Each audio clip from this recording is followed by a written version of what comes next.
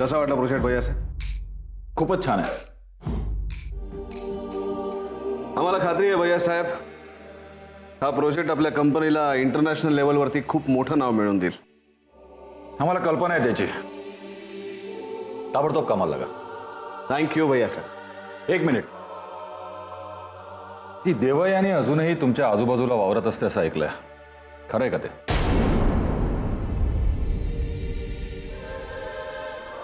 अच्छा, ही बातमी तुमच्यापर्यंत पण पोहोचली तर खरी आहे बातमी भैया साहेब. पण सध्या तिच्या डोक्यावर परिणाम झालाय, त्यामुळे आम्हाला तिची भीती नाही वाटत, दया येते तिची. खरंय, आदित्यराजे म्हणतात ते अगदी खरंय. खरंच देवयानीच्या डोक्यावर परिणाम झालाय, नाहीतर आम्हाला फोन करून आमच्याशी बोलण्याचं धाडस केलं नसतं तिने. काय म्हणाली ती फोनवर? ती फोनवर काय म्हणाली यापेक्षा सुद्धा आम्हाला असं वाटतंय की विक्रमादित्याने त्यांना जी शिक्षा दिली ना, त्यापेक्षाही भयंकर शिक्षा त्यांना मिळायला हवी होती. असं काहीतरी घडायला हवं होतं की मरण्यापेक्षा जगण्याचंच त्यांना भय वाटावं. तसंच होतंय साईमा, तसंच होतंय. हे असं वेड्यासारखं वागून ती देवयानी स्वतःचं मरण स्वतःच्या हाताने स्वतःकडे ओढून घेते. आमचा तुम्हाला सल्ला आहे आदित्यराजे, त्या देवयानीपासून जरा सावध राहा. एकदा सबीनाने आपल्याला बदनामीपासून वाचवलंय, आणि तुम्हाला जर ती देवयानी वेडी वाटत असेल तर एक गोष्ट लक्षात ठेवा. जेव्हा शहाणे आणि वेडे यांच्यात युद्ध होतं तेव्हा युद्धाचे नियम फक्त शहाण्यांना लागू होतात. भैया साहेब, रणवीर,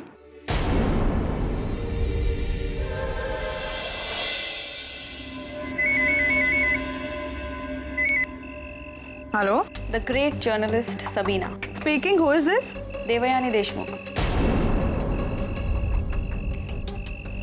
तू आज मला कसा काय फोन केलास? मी तुझ्या फोनची वाट बघत होते.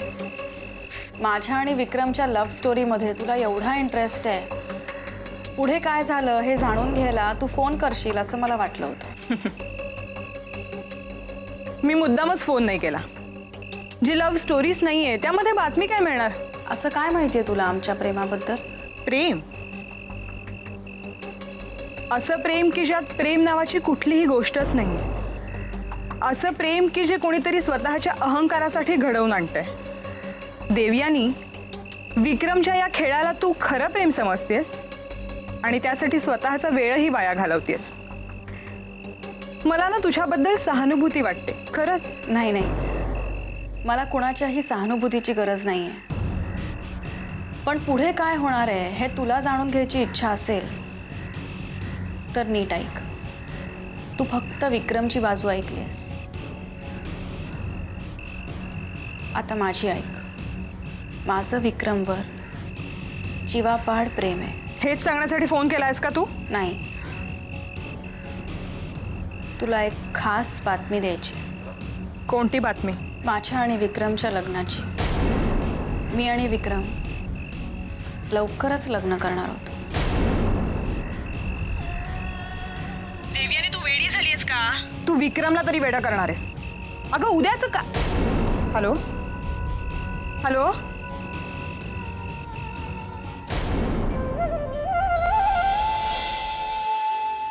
साक्षी, मकरंद म्हणत होता की आपण लवकरात लवकर राजेश शिर्केंकडे जाऊया आणि देऊच्या लग्नाची आपल्या बाजूने त्यांच्याशी बोलणी करूया.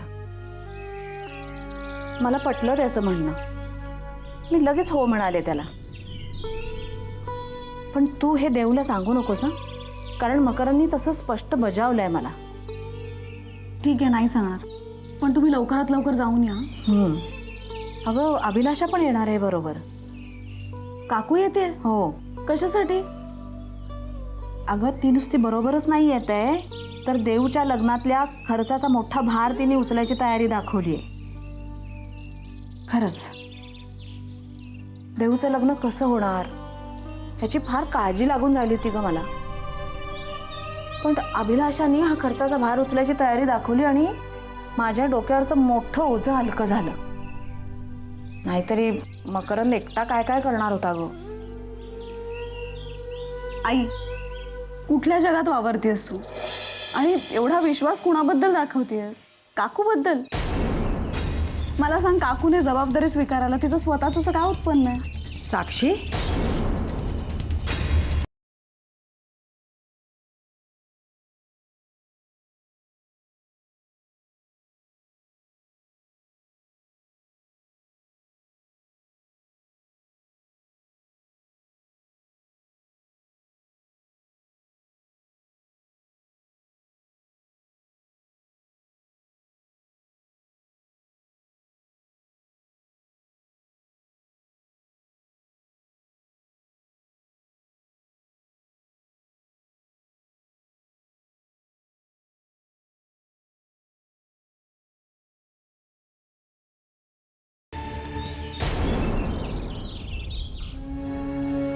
मी जबरदस्तीने तुमच्याकडनं काढून घेतले होते.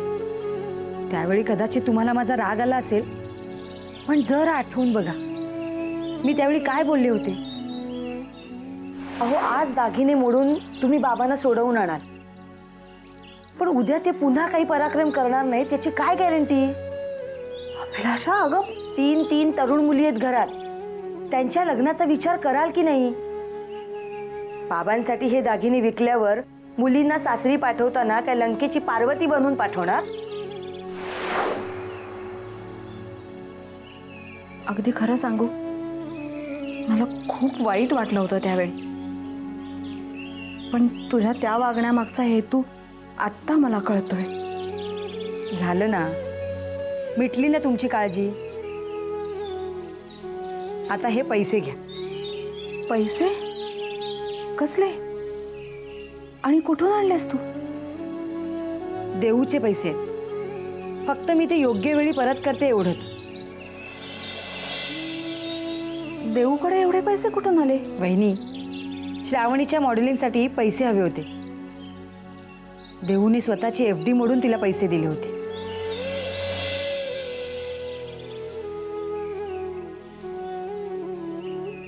देऊनं श्रावणीला दिले होते ना ते पैसे? देऊ मोठी बहीण आहे तिची, मी नाही परत घेणार ते. वहिनी, ती FD मृत्युंजय भाऊजींनी देऊच्या लग्नासाठी ठेवली होती. घ्या, आशीर्वाद आहे त्यांचा.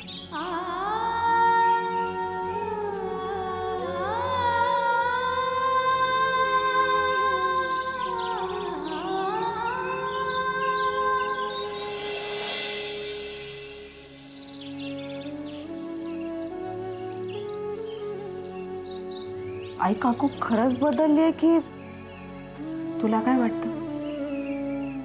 मला तर काही कळतच नाहीये. मला ना नेहमी असं वाटतं की परिस्थितीनुसार माणसं बदलतात. आपण थोडा विश्वास ठेवायला काय हरकत आहे?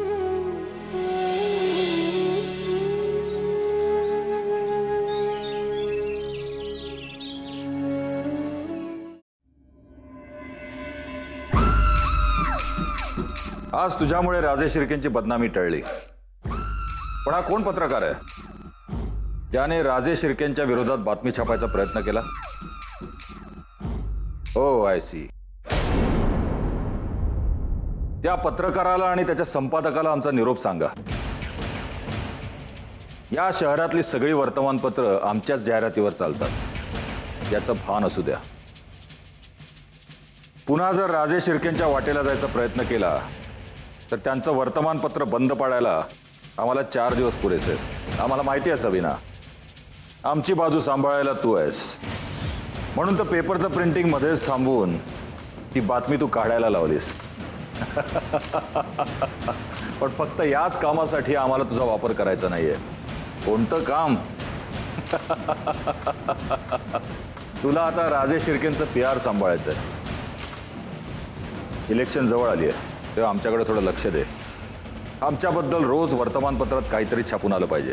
पण जे काय छापून आणशील त्याने आमची प्रतिमा उंचावेल याची काळजी घे. फोन ठेवतो. Bye.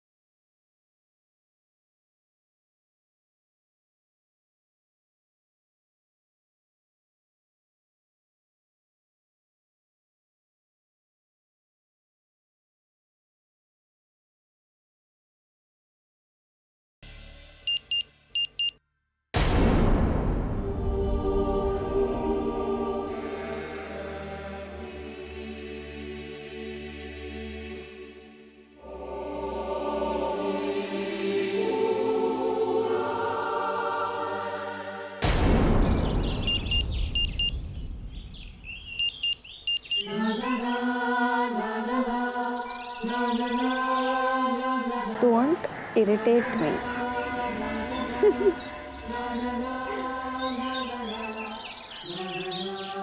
How can I irritate you? Cause I love you.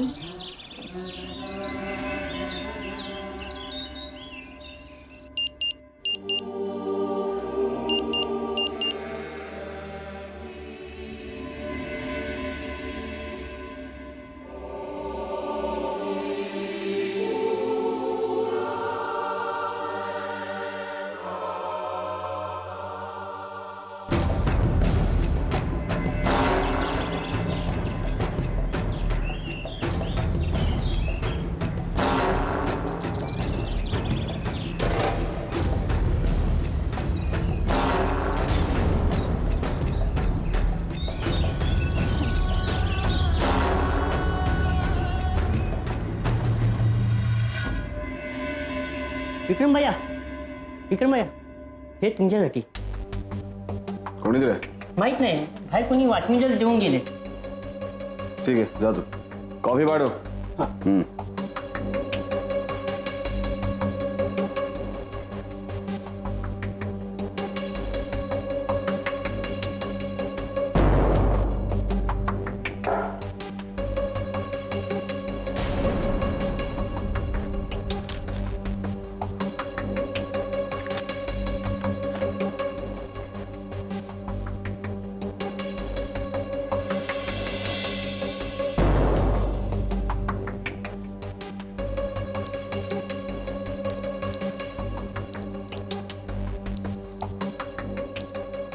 Hello.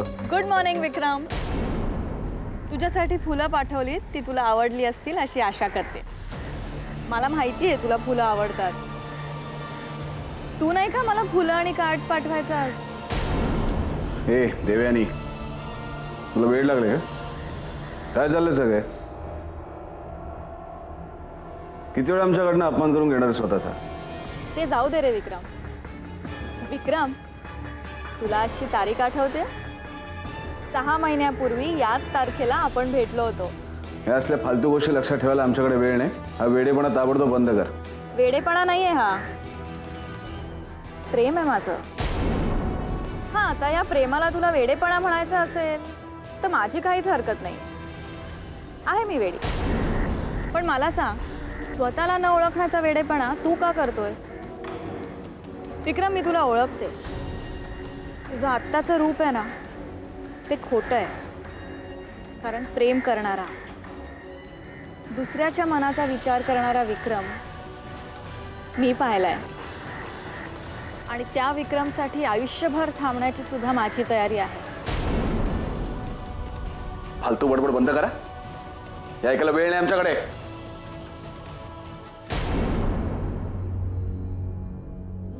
तू प्रत्येक वेळी असाच पळ काढणार आहेस विक्रम. पण लक्षात ठेव, तू माझ्यापासून नाही, स्वतःपासून पळतोयस.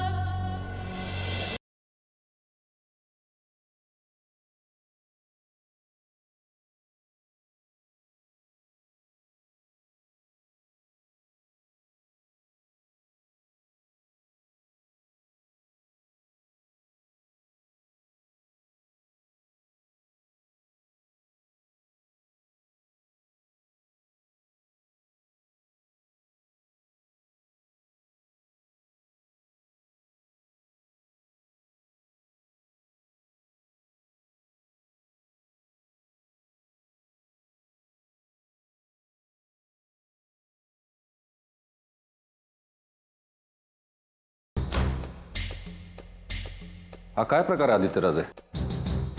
ही फुलं का पायाखाली चिरडताय? त्या फुलांना त्यांची जागा दाखवून देतोय भैयासाहेब. म्हणजे आम्ही समजलो नाही. मला माहिती आहे ही फुलं आम्हाला कोणी पाठवली. कार्ड वाचा. देवयानी देशमुख. देवयानी देशमुख. वेळ लागलाय तिला भैयासाहेब.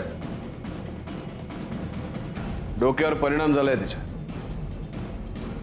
आणि त्यासाठी यापेक्षा अजून कुठला मोठा पुरावा तुम्हाला हवा? याआधी ती तिच्या दादूंचा वारसा चालवायची, त्यांच्याप्रमाणे शाळेत शिक.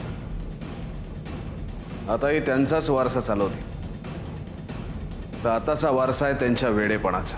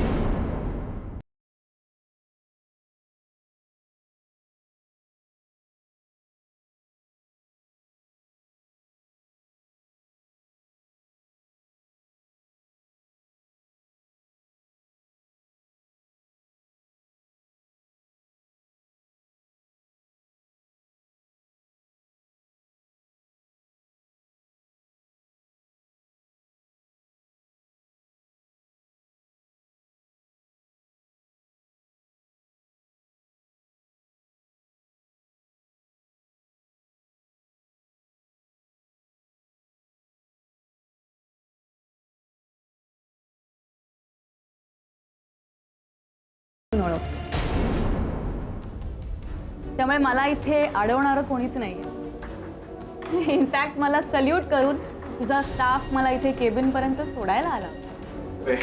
तुझी फालतू बडबड इथे चालणार नाही. तुझं बोलून झालं असेल तिथं चालतो व्हायचा. चला. विक्रम, रिलॅक्स विक्रम, रिलॅक्स. अरे अशा छोट्या छोट्या गोष्टींवरनं किती चिडतोस तू? माणसाच्या आरोग्यासाठी हे बरं नाही. एनिवेज आता मी आली आहे ना, आता शांत हो. आता आपण खूप गप्पा मारूया, तुलाही बरं वाटेल. तू आमच्या इथे येऊन आमच्या केबिनमध्ये आम्हाला न विचारता बसण्याचं धाडस केलंस, कारण वेळ आल्यावर आम्ही किती वाईट वागतो याची अजून तुला कल्पना नाही. ते मला जाणूनही घ्यायचं नाही, कारण मी फक्त माझ्यावर प्रेम करणाऱ्या विक्रमलाच ओळखते.